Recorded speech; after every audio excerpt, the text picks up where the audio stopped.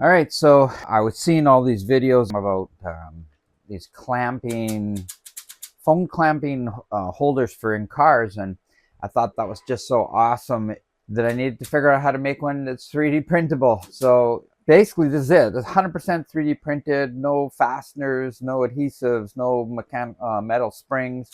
This is all just printed.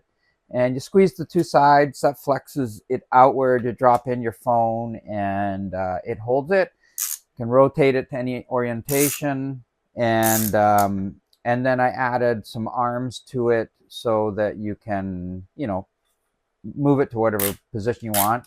And everything is click joints. Everything snaps together. There's no screws, no like tightening or anything. It's just fixed. And then I added have a base that you can just put on your desk, or also an adapter for my clamp dock system, so you can clamp it onto something like this, clamp it down, and then, if that's on the edge of your desk or whatever, you can adjust it to wherever you want, rotate your phone, you know, move it to however you want. So I think it came out really, really well, and I can see already I'm going to do other things with this. I just don't know what yet, but it's definitely worthy of some more time and effort. And I'll show you how it all goes together. As I've mentioned, everything's printed. Almost everything is PLA, with the exception of the actual compliant spring parts. Those I've printed them in PETG. This is a PLA version. This is what they look like. The PLA actually works really, really well, but I doubt it will last as long. And certainly if you're going to end up with this is, so far, I'm not suggesting this would be good for your car. Mostly because I haven't figured out about some of the impacts of the heat. If you park in the hot sun, you're gonna have trouble with the thermoplastics. But I think there's probably some hope that we can create some car versions. But right now I'm thinking desktop, bedside, that kind of thing. I can see all sorts of variances with shorter arms, longer arms, different bases, that kind of stuff. I also will be making a version to connect with my wall plate mate, because I have that flexed plate that you can put on the wall, and then you can slide on different things. And this, I have a personal need for one that goes, will be wall mounted.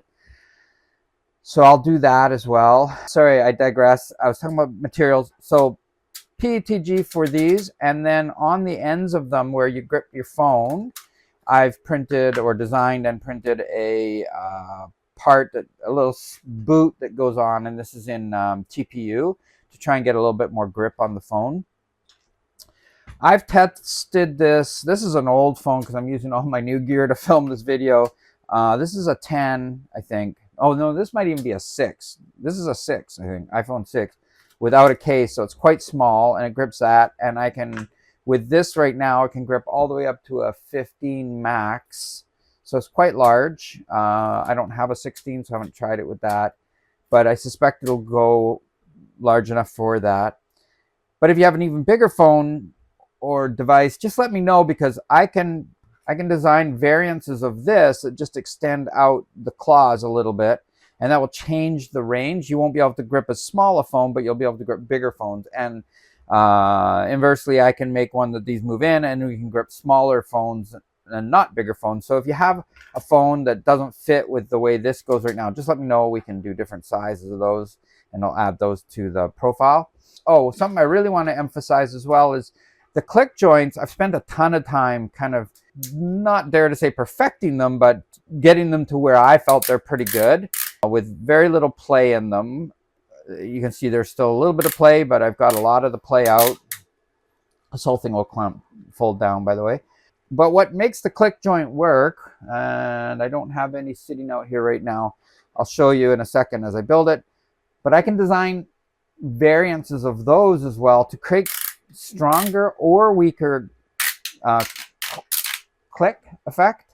Of course, if the click effect is too weak, when you put a phone in, it's just going to drop this thing down. And if it's too strong, you're really fighting with it. So I've got it to where I think it's pretty comfortable. And I like it the way it is. But, different people, different machines, different materials, you might have different results. So just let me know and I can post different design variances of those as well. And that's also a good time to say this is not for beginners. Actually, even a beginner can pull it off if you have a brand new like Bamboo Lab X1 or something like that.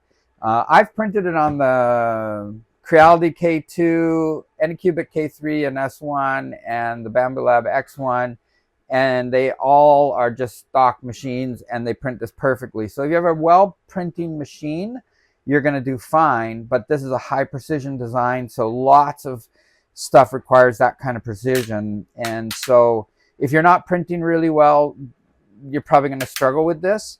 Under extruding, over extruding, too much first layer squish, all those kind of basic things are going to be problematic for this. So make sure you're printing really well before you attempt this one.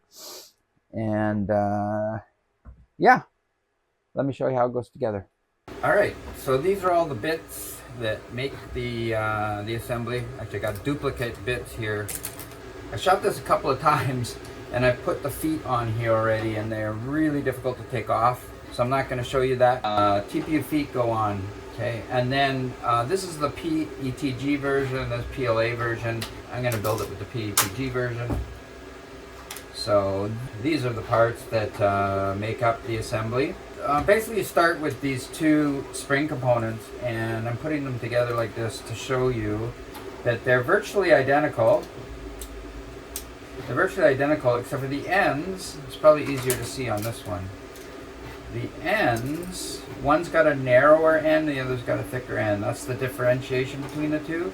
And they're like that so that once they're in, the face is flush, which will be the front of the assembly.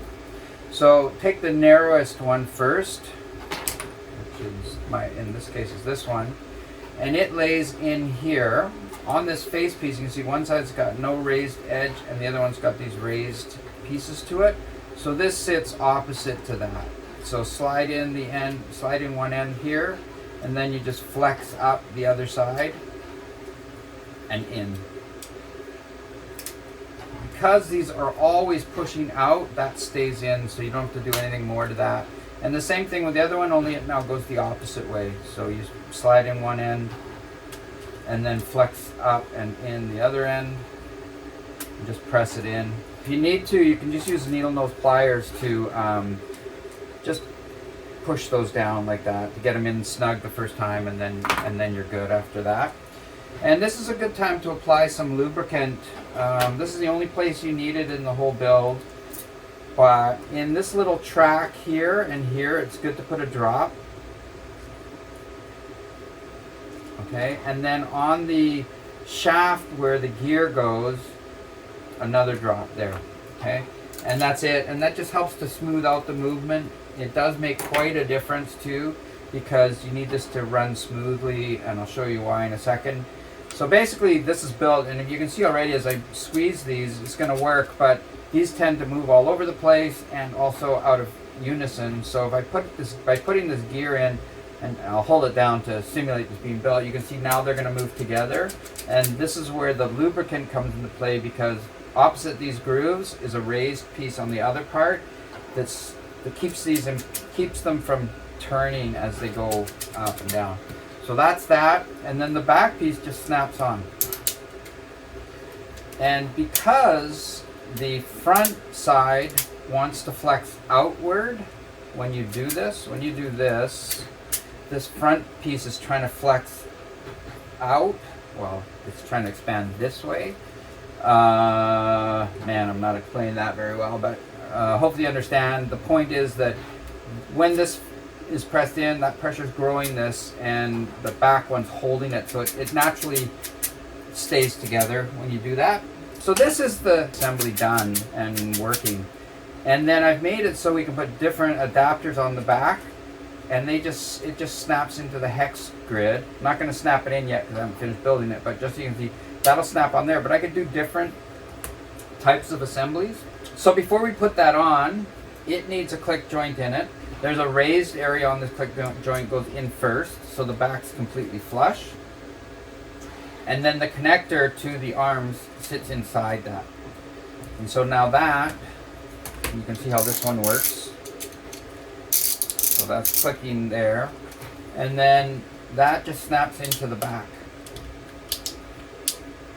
And that's now on. And so now we have our rotational click joint in. The sequence of assembly of the arms matters. You need to do the short arms first. And but they build similarly. There's a connector between the arms, is this piece here. And that's going to, once it's built, keep them parallel and stop them from twisting. And then at the front, there's an axle goes in. The axle can only go in one orientation. It can go at 0 degrees or 180, but it can't go at 90s. And there's a detent on the outside, so once it's in, it stays. This is the click joint itself, and I mentioned earlier I can design it differently for different strengths, and it's this width that's dictating how much click there is in the click joint. If I make this narrower, then it'll be softer click joint. If I make it wider, it'll be a stronger click joint. So if you need, I can make stronger or weaker ones depending on how that's designed, and I'll just add those to the list, to the posting. These two halves are identical, not mirrored, they're identical, and they can only go in like this. If you have them off by 90 degrees, you'll see the gap there. It won't sit down low enough to build. So make sure that they're sitting where they mate together. And this part's now ready to be snapped into here. So you can just put that on and then snap the two halves together. Okay. If the axle doesn't center, you can just squeeze it and it'll pop into the middle. And now this is ready for the next arm, but the next arm needs to connect to here and the base at the same time. So it's helpful to build the base first, which is the screw down component, drop in the click joint and the connector. So that's done, and it's going to sit here. And so to put the arms together, drop in again the connector between the two arms. These two axles at the front and back are identical, so they go in, snap in. Again, a set of click joints. Now these click joints, this is actually the longer one, goes in the middle, it's the second stage. And this ones are a little wider than the first one, so it's a little bit stronger than the first one. And on the last joint, these are a little wider again. Even though the whole assembly is narrower, the click joint itself, this is wider, so the third stage is the strongest of them all. And so that just goes like that. You can slide it into the top half like this, into the base of this, and then snap on the other arm. Okay. And again, make sure the axle's centered. If it's not, you can just press on it like that and it'll find its way to the middle. And now you're built, your assembly's built, and you can screw this into either the desktop base, just threads on. And once this gets fully threaded, it's locked. There's a tab right here, which I'll show you in a second, is locking that. Now, spinning the base is kind of moot when you're on a free-flowing surface, so you don't need that, but it's there. And so that's the whole assembly. You can drop in your phone and you're good to go. Okay. Or if you want to put it into the clamp dock adapter, I'll show you that, and it helps me to show you how to take this apart. So you just lift up this little tab here just slightly, and then rotate, unscrew this, okay? And then for the clamp dock, the core part of the clamp dock is the same. It's the original one, but this part is special to this assembly, and it goes into this part like this, okay? And that now replaces this base, so you just screw that on, and again it's going to lock once it's fully dialed in, and you can slide on the clamp dock base. I don't have a place to show you that's really convenient to see, but I'll put it here. Slide that up, clamp it, and now this is, and now, so when you're using the base, of course you have to keep the phone or whatever's in here essentially over the base, otherwise this thing's going to tip over. But because you've got leverage opportunity now, because this is clamped, you can stretch it out and put it however you want. So I really like it used with the clamp dock, and I recommend that. But in situations where you don't need it or want it, then you can just put it into the base. That's the assembly. Let me know what you think. If you need any modifications or adaptations, let me know. Happy to do them. And yeah, happy printing.